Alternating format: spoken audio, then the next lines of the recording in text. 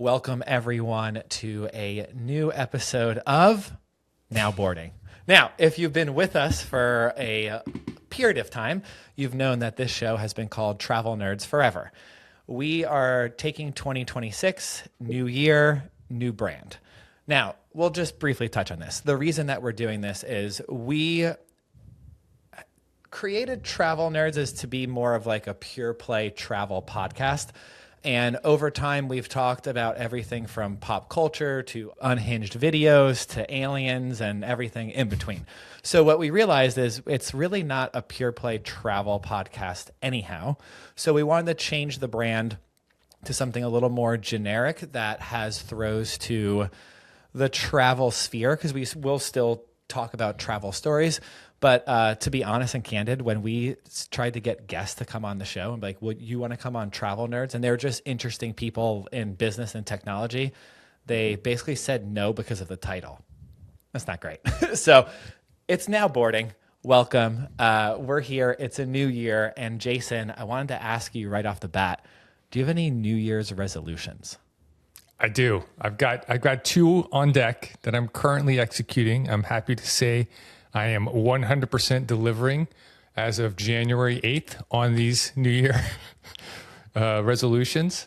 The first is easy. More hugs, right? So I don't know about you guys, but sometimes, especially when I go to like a yoga studio, I go there with my wife a lot. We'll be leaving and my wife will like hug a couple people and then we walk out and I'm always kind of over here being like, I'm the dude. I'm just like, no. I'm doing the hugs. Let's go. I'm all about more love. So number one, more hugs. So that's what's happening over here. And then the second one is health related, and it's portion control. So don't come at me with what I'm going to eat. Don't come at me with when I'm going to eat, because I'm going to eat the crap. Fine. I'm just going to try and cut it down. And this one's backed by science. There's a doctor. Let me pull up the name here. Are you going to tell us about the Twinkie diet? You got me. All right, hit me though, because it's honestly one of the most fascinating things. Okay, no, but it's true. It's not what you eat; it's how much you eat. If a calorie, right, it's calories. Yeah, math. So this professor, he went ahead and made a diet that was 2/3 junk food, nicknamed the Twinkie diet. And my man lost 27 pounds on it. Okay. So, those are the high levels. And I know it's not the best for you, but I feel like this is something I can do. I can make the smaller plate. I can eat half of the Snickers. So that's what we're doing today. Do you know anything else about the Twinkie diet? Like, did his blood levels get better? Was there any like markers that improved? I'll give you the details. So for 10 weeks, his name's Mark Hobb, I guess. I don't know if I'm hitting that name right. He's a professor, at Kansas State University. And he ate one of the Twinkies that was part of his junk diet, but he basically ate it 2/3. It had Oreos, Doritos, Little Debbie's. And his premise was it's pure calorie counting, right? And so for a class project, he did this, and his body index went from a 28.8 considered overweight to a 24.9, which was the normal, and he went down to 174 pounds with that after the 27-pound deduction. So they did say his bad cholesterol, the LDL, dropped 20%, and his good cholesterol, HDL, increased by 20%. Okay, he reduced the level of triglycerides, which are a form of fat, right, by 39%. So I don't know what all those numbers mean, but my man lost 27 pounds, and I'm on with that. So I've actually experienced this in real life. So when I was 4, my mom had major spinal surgery. And I was 4, my brother was like 6 or 7. And so she was bedridden on bed rest for like 2 weeks. It was right after Easter. So the only thing in reach was Easter candy chocolates. And she ate like 2 Easter baskets worth of just like, we would get these outrageous chocolate amounts. All she ate for like 2 weeks was chocolate, and she lost 10 pounds. Because she didn't eat anything else. On her back. On her back, yeah. That's Did no crazy. exercise, never got up, ate only chocolate for 2 weeks, and lost 10 pounds. All right. Well, I wanted to share some information with you guys on New Year's resolution. I'm sharing my screen. Go ahead and walk us through the data on the life cycle of New Year's resolutions. Right. So according to 2026 survey data, about 46% of Americans resolved to exercise more and 45% vowed to eat healthier this year. Okay. Surge of motivation, we're all there. I guess my less portions would fall into the eat healthier. But willpower, we're all trying to get more of it, and it does expire. So you can see on this chart here, it starts off January. We're all hopping on board. And then you see there's before, like halfway into the month, we have what's called Quitter's Day, where you start to get the major drop off of everyone being, never mind. And then it just continues to dwindle back down by 67% come June. So over half of us have fully given up by June.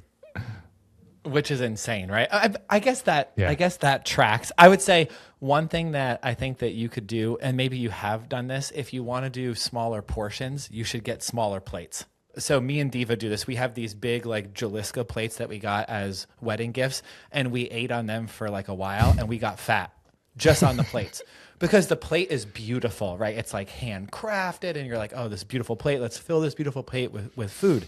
And as that happened, my belly just went like Santa Claus, right?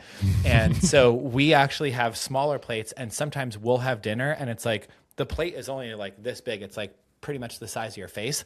And we're like, if the food can't fit on here, it's too much.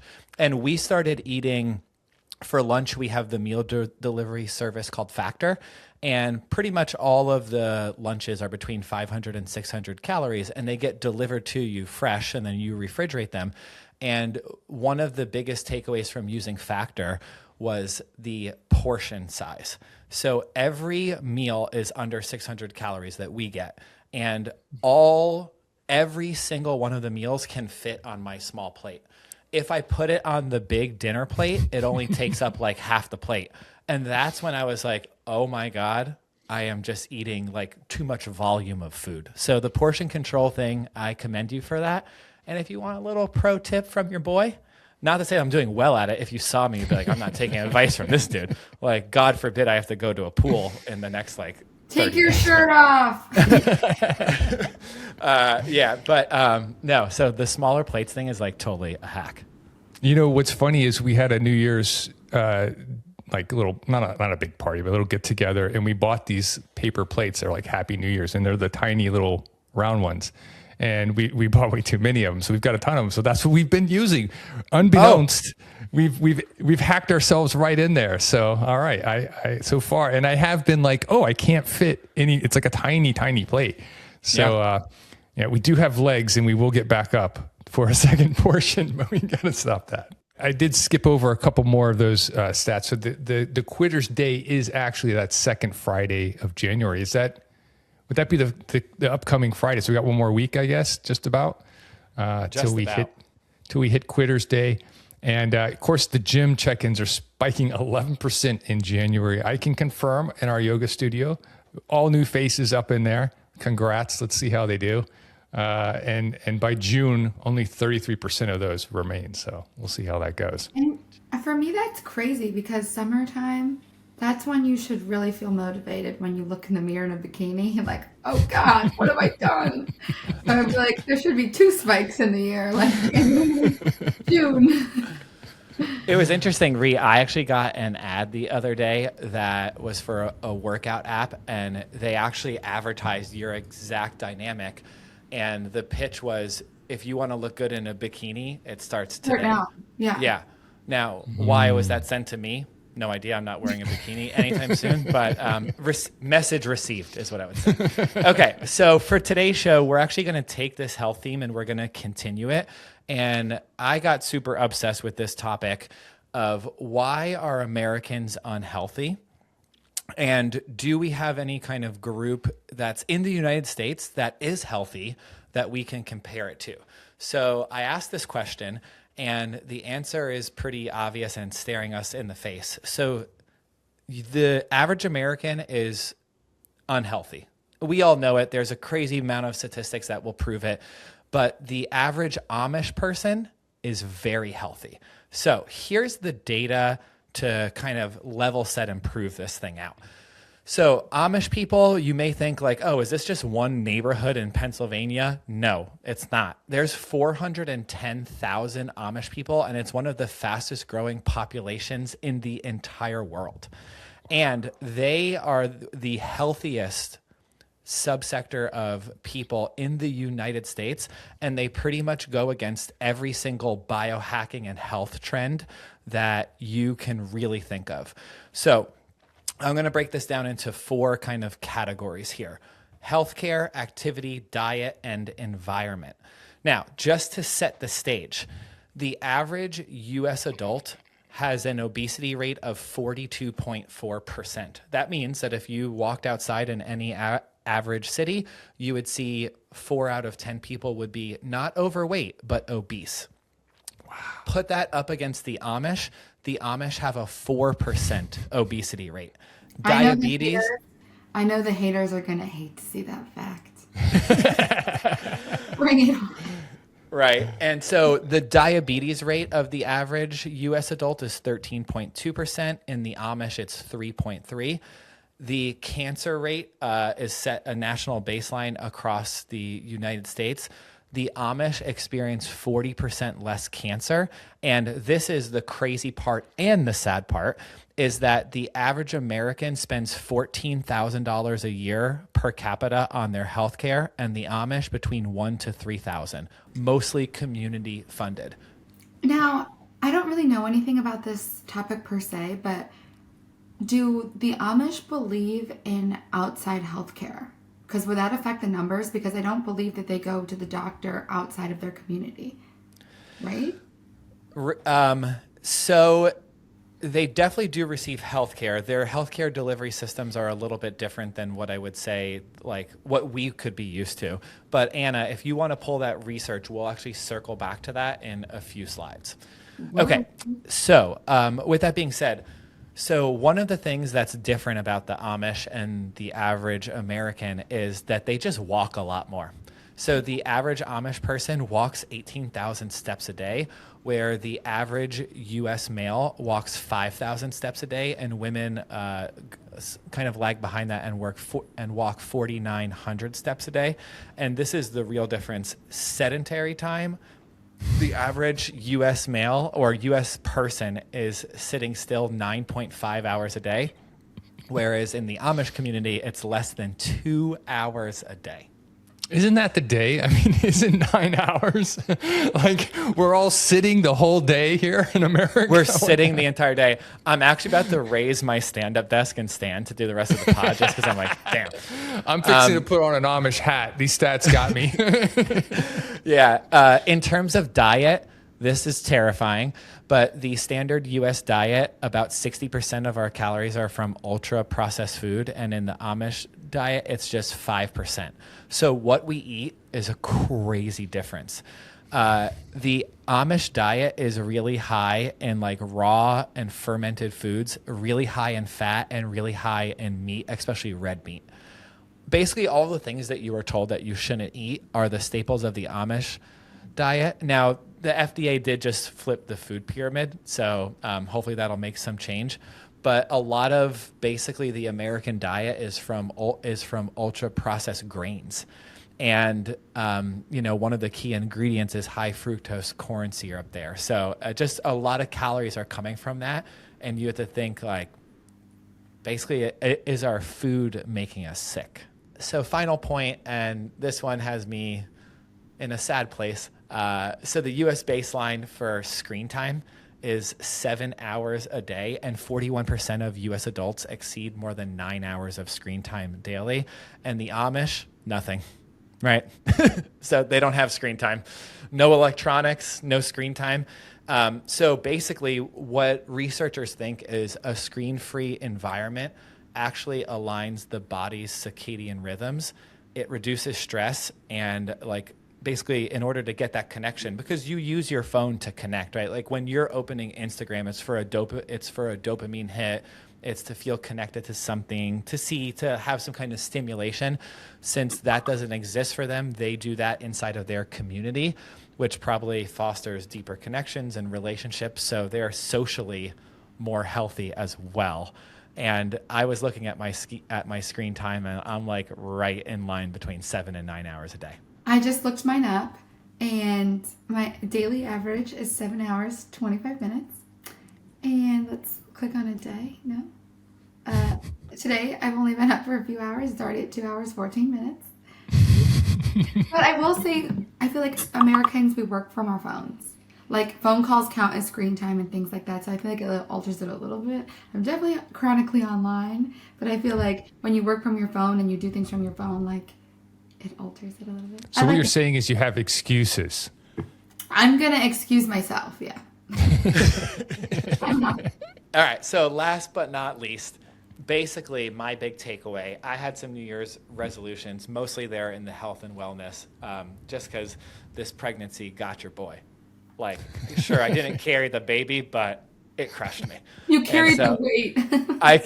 Literally. The weight of the house. I carried the weight of the baby basically on me, which was crazy. Yeah. So basically the learning that I got from looking and diving into this is that so much of this is the environment that you put yourself in. And it's not really because of their willpower or some kind of secret plan. They're healthier because of just their daily setup. So even Jason, something like eating off of smaller plates, that's like a very tangible thing to do to make healthier choices. And it really got me thinking about, like, can I walk more each day?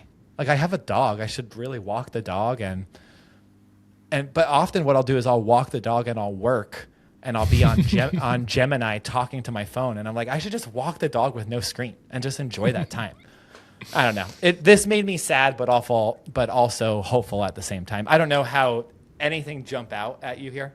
I think when you're working outside and doing active things, I just think that their lifestyle would make you healthier. Like, I know when I was unemployed, I looked the healthiest I ever looked because I just wasn't ridden with work. Now I'm just plagued by looking 10 years older than I was 2 years ago because I was outside doing Pilates, doing 10,000 steps a day, drinking my green juice, sleeping in, getting my 12 hours. And now I'm like... 12 hours of sleep? You could sleep for 12 hours? Well, I have insomnia, so I have medicine that knocks me out. Oh, I need that bad. Sleeping beauty. Now that we're done with the Amish, let's go through New Year's resolutions from our wonderful producing team, Ree and Anna. Ree, do you have anything that you're working on? Well, I have a long history of New Year's resolutions failing, so I guess I'm a statistic. 2024, my New Year's resolution was to shut up because I quite literally cannot stop talking. And I failed miserably, and I talked the entire year. My whole life, my secrets, trauma dumping on everyone. So in 2025, I was like, okay, I need a new thing. Maybe I'll be better at it. And I decided I was going to try to get better at drinking because I suck at drinking. And the year passed, I didn't get any better at it. So 2026, I had like a revelation at work. I was talking about it, like I suck at drinking. And someone at my workplace was like, well, that's a you problem. Like, you're just not trying hard enough. And I was like, it's me. And he was like, yes. And I was like, well, I just don't like the flavor profiles of alcohol or liquor. I just don't like it. And he was like, nobody likes it. That's not the point. He was like, you're quite literally just not trying hard enough. So I have 2 New Year's resolutions. 1, get better at drinking. I'm just going to keep trying. Keep going out, keep getting alcohol, just keep trying. Make a drink after this podcast. Woo. And then 2, I'm going to start listening to NPR because my target demographic for men that I like are a little bit older. And I feel like it will give me that bridge to be like, give me a little talking piece, get them going. And then they'll think I'm smart and they'll fall in love with me. And then I'll retire. Oh, that's me. So I don't know if any of that's health or wellness. I'm going to be deteriorating my body and listening to the radio. So I'm sorry. I'm a little slow here. Getting better at drinking. Typically, that's like less, like move away from it. You're diving in. Is this correct? Yeah, like, okay, even when I have a glass of wine, I'll take a sip and I won't swallow it. I'll just hold it in my mouth because I don't even want to swallow it. And people will try to talk to me and I'm like, so I really am just terrible. And also my stomach hurts after all my drinks. So I'm going to like try to build up a tolerance and really get after it.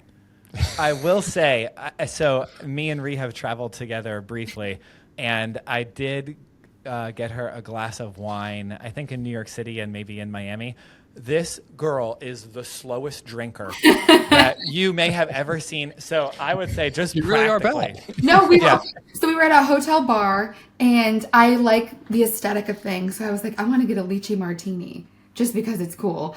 And so we're sitting at the bar and then like we had dinner reservations with the rest of the team and we had to go. And he was like, you need to drink that. And I look at him and I'm like, we're just going to have to leave it because there's no way I can drink this in any amount of time. It was this much alcohol. It was the smallest $29 martini I've ever purchased in my life.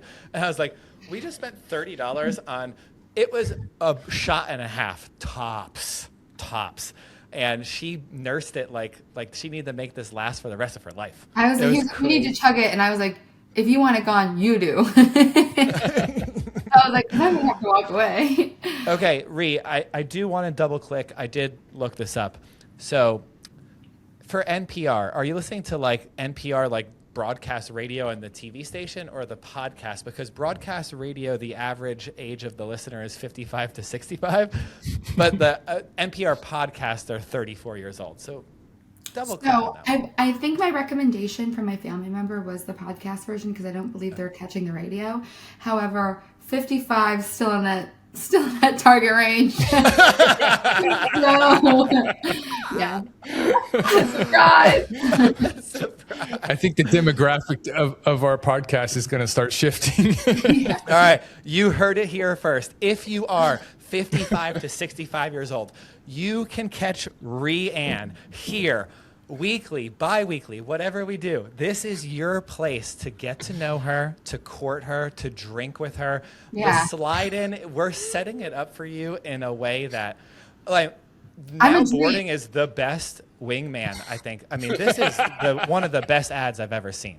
I'm a dream. All I want to do is try to drink and talk to men about current events.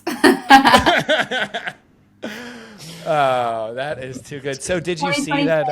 2026. I've come to realize that every single one of us is choosing our poisons every day. And they come in all the different forms and factors, and not a single person, save maybe the Amish, I don't know. But maybe there's an Amish dude somewhere sneaking a burger, I don't know, from Burger King. But we're all choosing our poisons every day, and we just have to acknowledge that, accept it, and then choose the ones that we feel good about. So there you go. We have a new segment this year that we're going to be testing out called Where Are They Now? Now, if you've ever seen or been a part of the American experience, there's all these viral things that pop up and then everyone gets obsessed with them and then people forget about them. And we are curious about what happened to those people or those moments or those things. And every week we're going to basically dig into one of them. And this week, Ree took the liberty upon herself to dig into one of my more favorite viral moments in the past 10 years. Ree, take it away. Like, this is something I think more than the average person, but the ocean spray guy. Like, seriously? It's the ocean spray guy. We all remember him, like,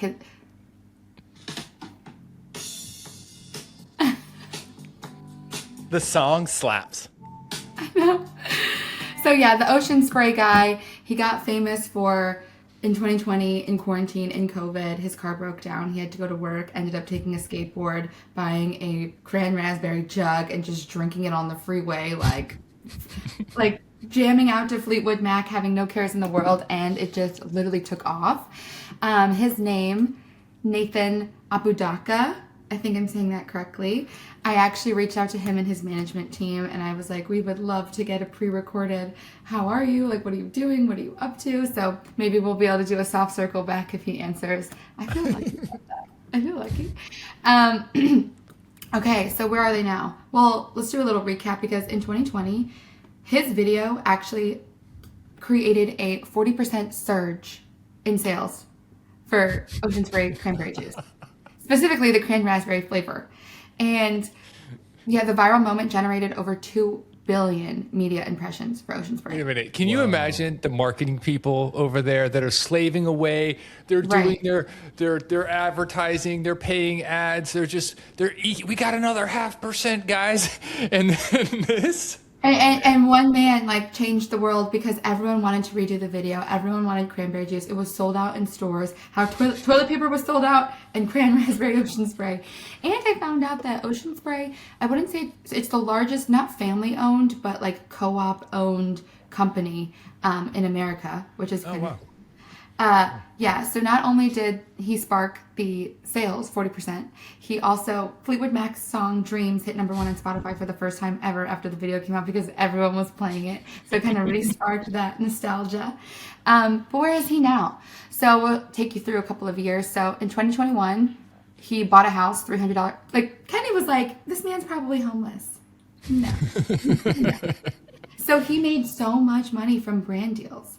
Like Ocean Spray not only gave him the truck for work filled with all of the cranberry juice and live cranberries and like all the props, but everyone wanted to work with him because he was such a regular people's person. Like people just liked watching him because he was a normal person. And I feel like a lot of influencers or people rising to fame are so out of touch. So he made a lot of money off of brand deals and Ocean Spray. And he's still making videos with Ocean Spray actually on his TikTok. His TikTok is Dogface208. Which is a great name.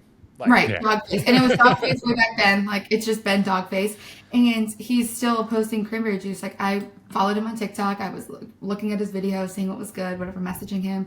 And I saw his story, and it was, I don't know if someone sent it to him. I'm not sure if it was made. I don't really know how. But it was, like, handmade beaded bag jewelry with Ocean Spray cranberry juice designs on like handbags. I don't know. So obviously he's still repping Ocean Spray.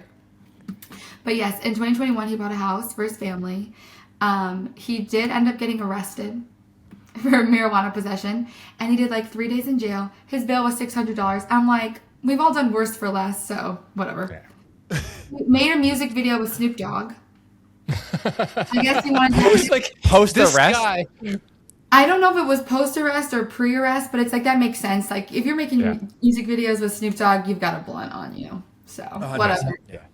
But it's like, so I guess he always had dreams. I mean, he's just a family man, like average family man. He had dreams of being like an actor or a rapper. So when he got into money, he was just like, I'm going to screw off and do it because what else am I going to do? So he made a music video. Then in 2022, he got a deal with Hulu, and he became an actor in the show Reservation Dogs, and he was the cast member Uncle Charlie, which I think, I didn't really look up the show, but from the clips I saw, it wasn't, Sons of Anarchy is kind of hard, but like I would feel like Dogface's look or like Nathan's look is kind of like harder, like he has the tattoos, whatever. So I feel like he'd make a great cast member for like, I don't know, like a little gang member. I don't know. Yeah, he still makes videos. He's doing well. He's doing great. His family's doing great. Things like that make me believe in the American dream. I believe the American dream isn't dead because anyone can become famous and like have a successful life. There's no rhyme or reason as to why anyone can take off, which is why I still believe in the American dream. Although I'll say this, and this is like a core belief, and I'll give the credit where credit is due because I grew up with this guy from Trinidad. All right, just to give you a feel, the kinds of things this guy says. 2 tears in a bucket, man, just it, right? So he has that Caribbean mindset of like vibe along, just flow. Don't, when something bad goes down, you are in control of how you react to it, and you can, wallow in it and self-pity in it, or you can just vibe along and flow. And this is a perfect example of someone just being like, yeah, my truck broke down, it's COVID, I got to do this. fuck it, I'm just going to do this thing. So I'm going I to feel 7-Eleven, getting some cranberry juice, and riding my correct. skateboard on the freeway It's because an I'm going to get to work. opportunity. Yeah. And he was rewarded because everyone wants that sort of feeling. So I feel like this is a lesson for all of us of like when the bad shit comes, just rise above and it'll be okay. Right, and I feel like just a relatable character. Like we all had to go to work. Like, it was all hard times. Like we've all had things happen to us, and I feel like when you see people kind of like even rise to fame or get things that are relatable characters, I feel like you root for them. Yep. I don't know. I feel like when more influencers make more money and they get $1 million deals and they do this and do that, it's like it's kind of boring. It's just oversaturated to see like the rich get richer and like do all these crazy stuff. But when you see a man on a skateboard off the freeway, like in a pickup truck, like with cranberries floating, it's kind of just like that's magic. It's great. Yeah, It is magic. Yeah, no, I think it's actually a really cool spin that you put that he is the American dream, where it's like at any moment your life could totally change. right. You're a Like, blue collar worker. Like it's quarantine. You're still clocking in. Like obviously was one of those jobs that needed to still be operating probably, and then it's like all of a sudden you're making rap videos with an idol. You're a actor. Like you're buying a house in cash for your family. Like you're supporting your family. Like yeah, that's kind of cool. It can I still would- happen. I always think of the moment too of I've never had this experience or really got to ask anyone the question, but it must be a crazy moment in time for when that's happening to him and that video's going viral, but he's at work just living as a normal person, right? And because there's these moments of this like in between time. There was a pretty cool story that got told back in the day. You guys are familiar with John Oliver. He's like he runs a show on HBO. So he got his start with Jon Stewart. And Jon Stewart, during the summer, he took off and he let a bunch of people rotate. And John Oliver got to basically do the Daily Show. And he did so good and killed it that, and he was a writer, but before that, he wasn't on camera. Like he was kind of, I think he may have did small segments, but it was nothing crazy. And he got to do the host job. And he crushed it so much that when Jon Stewart came back, Jon Stewart was like, hey, like your life is different now. He's like, you can't go back to doing that old job. And John Oliver had so much humility that during this moment, he had this moment in time where he just crushed it. Things went viral. Like everyone was like, this guy's the next thing. And John Oliver was like, hey, like, I love that you gave me the chance to do this. It was super fun, but I'm ready to go back to my job. And Jon Stewart, to his credit, recognized the moment and was like, you can't go back. And he's like, you need your own show. You cannot work here anymore respectfully. You cannot work here. You need to go forward. You can't go back. The world has changed for you. And I thought that was a really cool moment for John Oliver to have the humility to be like, dude, that was a great thing. But then it was a cooler moment for Jon Stewart to like take him and push him and be like, you're fired, dude. Like, go be John Oliver. A true mentor, like, you can teach people or bring them to your level, but if they're going to surpass, it's like catapult other people, like go reach your potential. Yeah. Yeah. Very cool. All right. With that said, I think that's enough now boarding for the day. I hope that you guys enjoyed this episode. Please do follow along, like and subscribe to us on YouTube, Instagram, TikTok, anywhere that there's social media. Rhea and Anna put a lot of effort into posting. So show them some love. I think I just had a genius idea that I'm going to collab my Where Are They Now with my New Year's resolution, and I'm going to mix cranberry raspberry ocean spray with some vodka. The solution is found. That's what you want. Woo! All right. Okay. Film it. If you guys want to see that, it's going to go on our Instagram in like a day or two. So follow us there, and later.